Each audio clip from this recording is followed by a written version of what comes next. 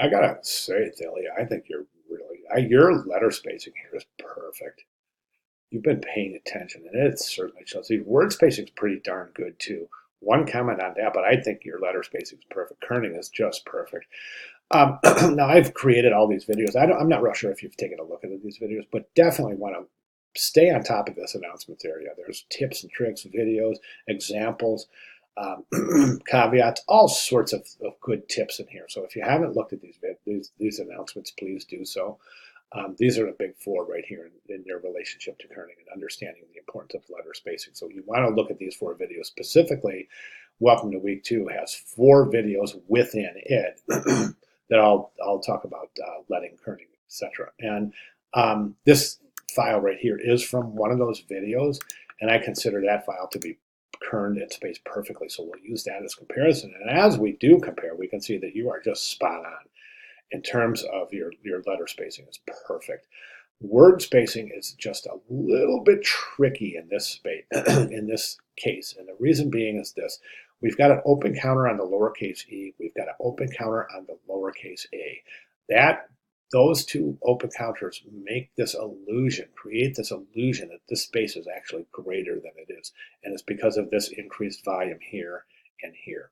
So we want to accommodate for that, and it looks like you did, but it's because we don't want there to be a natural break in there. We don't. If that space there is too wide, it's going to create a natural break, causing the viewer to read fire and ice as opposed to fire and ice.